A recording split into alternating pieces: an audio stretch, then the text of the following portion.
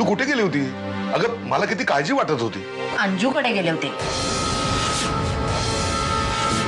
मला सांग, काय म्हणत होती अंजू? तिने नोकरी सोडली. माझं पहिल्यापासूनच म्हणणं होतंय,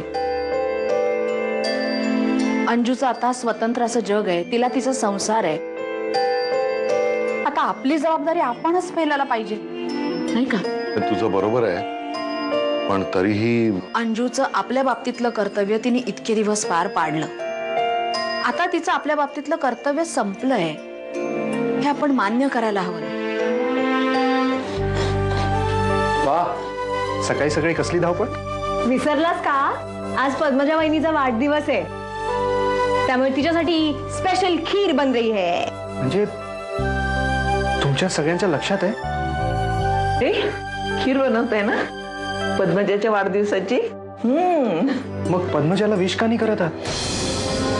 ती आवरून बाहेर येईल तेव्हा तुम्ही तिला विश करा. आज अंजलीचा वाढदिवस नाहीये, पद्मजाचा आहे. तेच तर म्हणतोय मी, आज पद्मजाचा वाढदिवस आहे.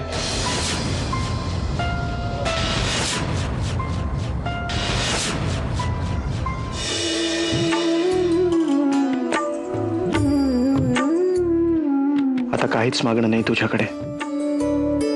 माझी पद्मजा माझ्यासोबत सतत राहू दे, आणि यावेळी तरी तिला मोठं आयुष्य दे. आणखी किती परीक्षा घेणार आहेस? तुला मागच्या वेळेला पण सांगितलं होतं, पण तू काहीच केलं नाहीस. मला या सगळ्या कन्फ्युजन मधून प्लीज बाहेर काढ, नाहीतर मला पूर्ण पद्मजासारखं तरी बनव. एकाच जन्म दोन आयुष्य नाही जगायचे आहेत मला.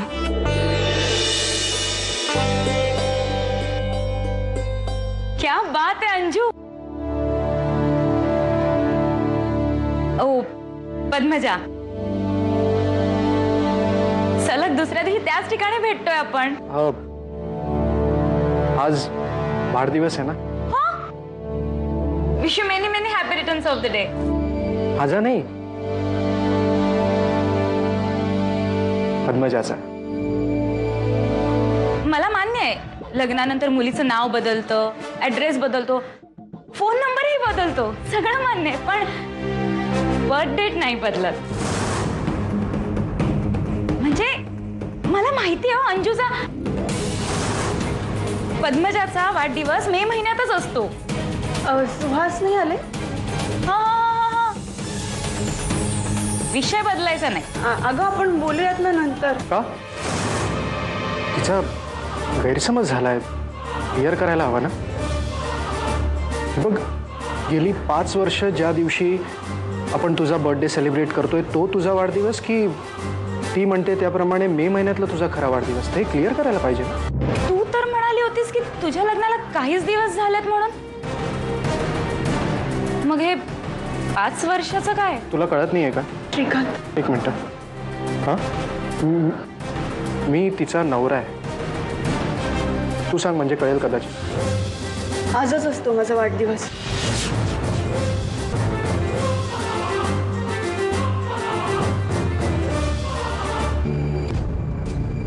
साधा वाढदिवस लक्षात नाही. मी तुला म्हटलं होतं, तुला कालच म्हटलं होतं, ही तुझी मैत्रीण नाहीये. असं कसं वागायला लागलं अचानक? काय करायचं आता? श्यामल, असं रडून कसं चालेल? आपल्याला एवढं वाईट वाटते. बिचारी अंजली या सगळ्यातून जाते, तिचा नको विचार करायला. मला माहिती आहे सगळ्याला तीच कारणीभूत आहे, तिच्यामुळेच घडतंय सगळं. येऊ दे आता घरी तिला. आता तिचं मी काय करते तुम्ही बघाच.